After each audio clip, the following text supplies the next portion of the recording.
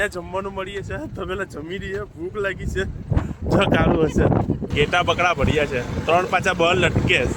તો હવે આવ્યું છે આ કંટાળા ગામ. એવું ઇન્ટરેસ્ટિંગ નામ હતું એટલે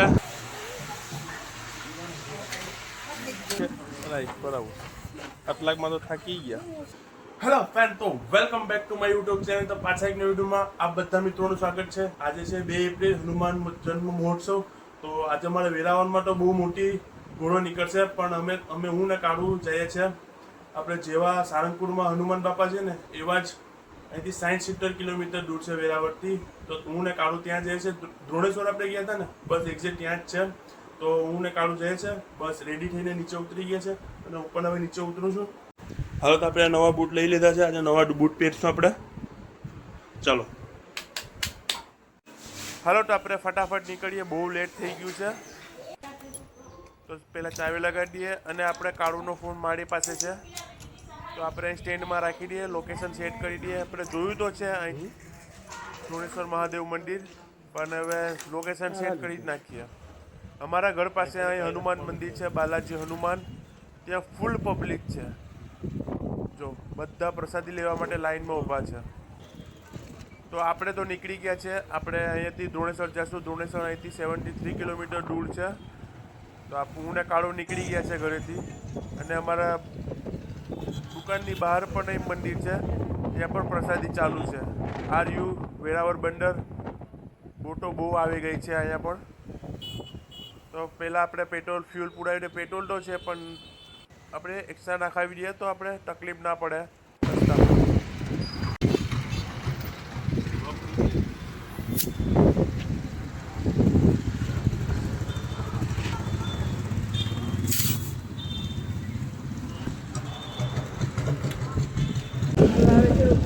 તો ગાડીમાં તો ફ્યુલ ભરાવી દીધું. હવે આપણે હમણાં વાગ્યા છે બપોરના 2. હવે ભૂખ લાગી ગઈ છે. ઘરે પણ આ કાળુએ હરસેવા બી ના પાડી દીધી કે અમે જમીએ નહીં. હવે જમ્યા વગર નીકળીએ. 2 વાગ્યા છે, ભૂખ લાગી છે તાકાતવાળી. હવે મંદિર ક્યાંક મળી આવી ત્યાં પેલા પ્રસાદી લઈ લઈએ. તો સોમનાથ ગેટે પહોંચી ગયા. અહીંથી રાઈટ જાઓ એટલે સોમનાથ મંદિર આવે, પણ આપણે તો જવાનું છે સીધું. તો હિરણ નદી દમ ડોલે છે હો ભાઈ, ફૂલ પાણી છે. હજી ઉનાળો આવી ગયો છે, હવે પાણી ઓછું થશે. તડકો આજે બહુ છે, પણ અમુક જગ્યા પર વાદળ આડા આવી જાય છે, ઠંડક મળી જાય છે. વાદળ પણ છે. કેવો સુંદર નજારો આવે છે ઉપર. હવે આગળ તડકો છે પાછો, અને પાછા તડકામાં આવી ગયા આપણે. તડકો પણ એવો છે કે તીખો સીધો લાગે છે તડકો. જો પાછું છાયું આવી ગયું, કમળ છાયું આવી ગયું પાછું. કાલું કે કમળ છાયું કહેવાય. તો પ્રાંસલી મોગલમાના મંદિરે આવ્યા છે. અહીંયાથી આપણે રસ્તામાં જ પડે તો આવી ગયા. અને આ જો આપણે વિંશની નીચે જ આપણી બાઇક ગાડી રાખી દીધી થોડોક છીયા મારે. અને કાળું અહીંયા ઊભા છે. અને અહીંયા મંદિર, અહીંયા જમવાનું મળીએ છે તો પેલા જમી રહીએ, ભૂખ લાગી છે. કાળું હશે એટલે રોડ ક્રોસ કરો એટલે સામે જ મંદિર છે.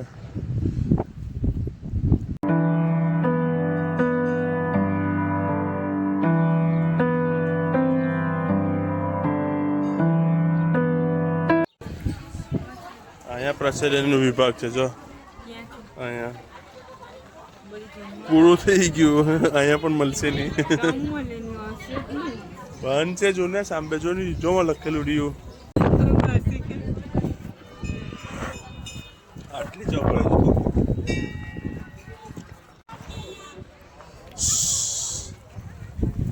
ચાલ પાછા આવશું. ચાલ ચાલ.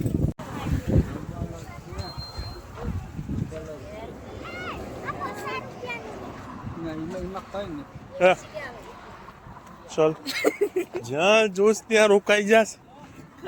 આગળ આગળ એક તો પ્રસાદી મળી ને.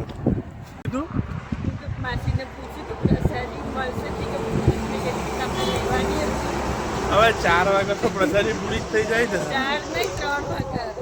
3 વાગ્યા તો પ્રસાદી તો પૂરી થાય, 2 વાગ્યા સુધી લિમિટ હોય. તો આગળ જઈએ, જ્યાં મળશે ત્યાં રોકાશું. પ્રસાદી તો લેવી જ આજે, અને પ્રસાદી ન મળે પછી બહાર તો જમવું જ પડશે કાંઈક ને કંઈક. મેન પ્રસાદી મળી જાય ને બહુ સારું.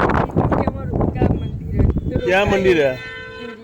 હા, જો અમારા ઘર આગળ ભીડિયા હનુમાન બાપાનું મંદિર ત્યાં પણ પ્રસાદી મળતી હતી, પણ હું કહેવાય આગળ ક્યાંક લઈશું.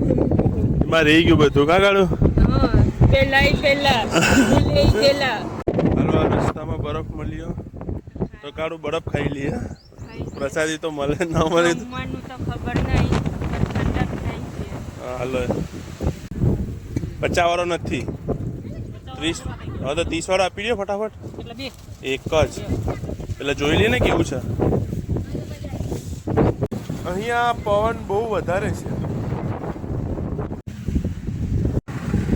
બે આપી દે, 2 ચમચી આપી દે પછી.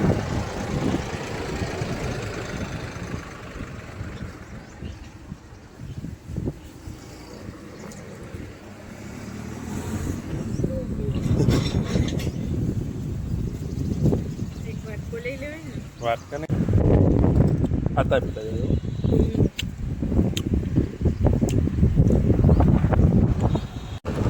હવે ઓફરોડ ચાલુ. હાઈવે આપણે મૂકી દીધો, બસ હવે એવી રીતે જ રસ્તો હશે.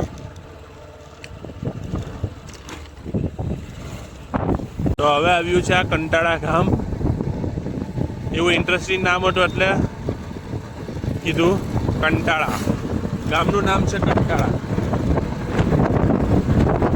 પહોંચવામાં હજી 28 કિલોમીટર દૂર છે. અમે 46 મિનિટ થશે હજી પહોંચવાની. જો અહીંયા જો ભેંસો પણ ફળવા નીકળી લાગે છે. જો ભાઈ તારા જેવી જ છે ને. જો હું નથી, તું જ છે. તું જ છે. હવે આવ્યું છે ઘાટવડ ગામ. આ છે ઘાટવડ ગામ. કેણીઓ તો અહીં હશે બધામાં. રસ્તો કેટલો આડો ઉડો છે જો.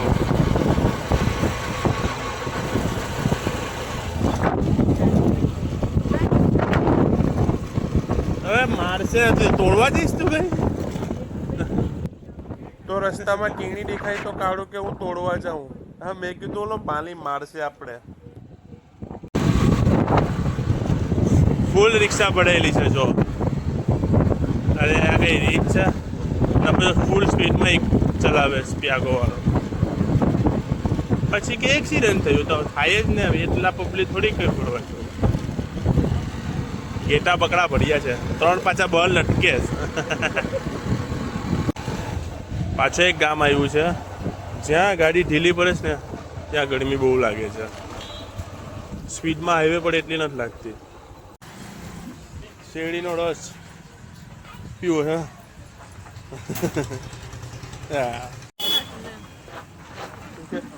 બરાબર. આટલાકમાં તો થાકી ગયા. સેફટી કઈ તો હેલ્મેટ પહેરી દેવાય ને. લાવેલા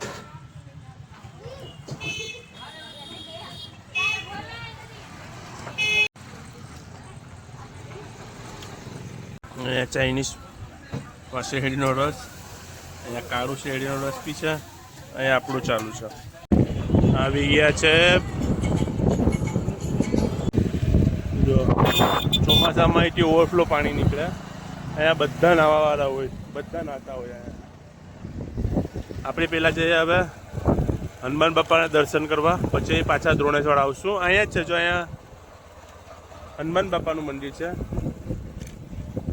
અહીંયા પુલ્લા છે, દ્રોણેશ્વર છે. બસ એટલું જ છે. ચોમાસાને ઓવરફ્લો થઈ ને અહીંથી ઓલી બાજુ પાણી જાય ને તો બધી નાતા હોય. પહોંચી ગયા આપણે. જઈશું દર્શન કરવા. અમારે કંઈ ફંક્શન બંક્શન હશે? કેમ લાગે છે? પૂછવું ન.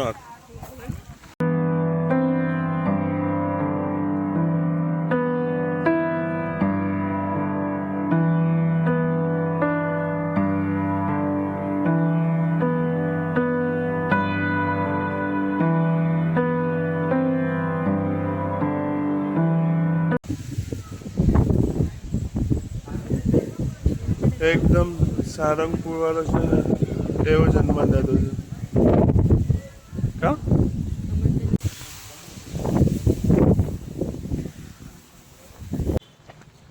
હાલો તો અહીંયા દર્શન થઈ ગયા આપણા. હવે જશું દ્રોણેશ્વર મહાદેવ મંદિર, ત્યાં દર્શન કરશું.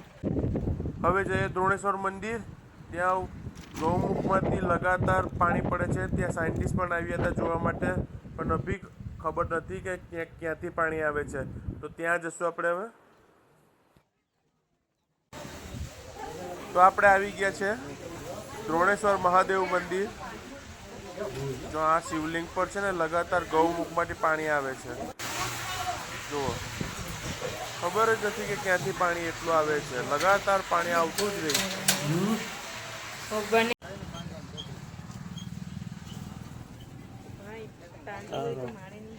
હા પણ તને જીવો તું મકાઈ લે, હું મકાઈ પણ ખાઈશ. હા એક આપો ને તો બેઠા બરાબર હિસાબથી મોટું મોટું લીકરે.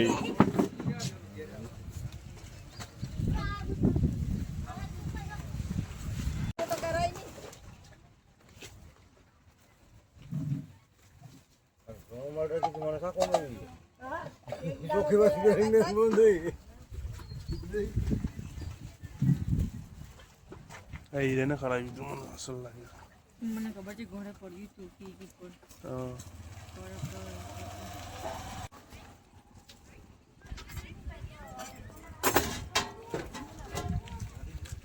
બહુ મજા આવશે. ગરમ છે આવા ખાવી કરો જૂના લીકરીમાંથી.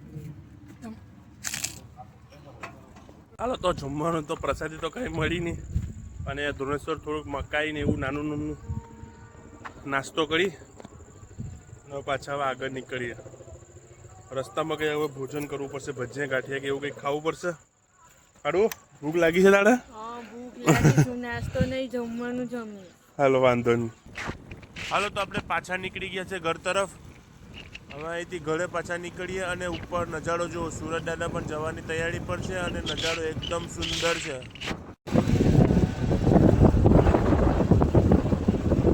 ઘરે જવાનું કાકા હવે આખો કે હા વાંધો નહીં ઘરે વાગીએ હવે. જન્નતી ખાવું છે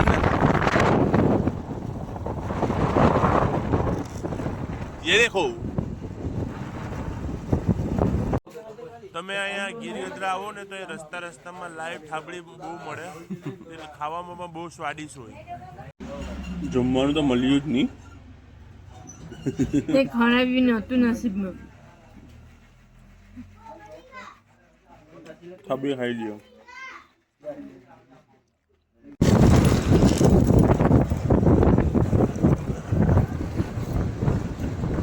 પચવાડી બેઠી બેઠી ચણે. અરે ભાઈ આ નજારો તો જુઓ. પણ આસમાન બ્લુ બ્લુ અને સુરત એને જાય છે.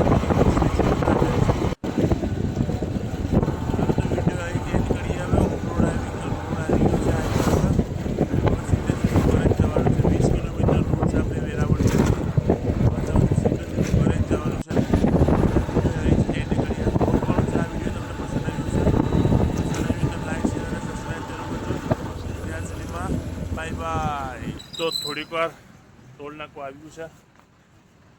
હવે 7-8 કિલોમીટર દૂર છે વેરાવળ.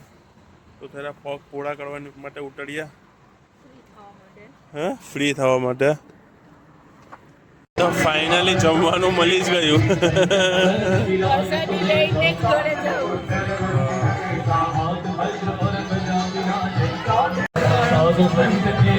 ચિકન ભજીયા પૂરી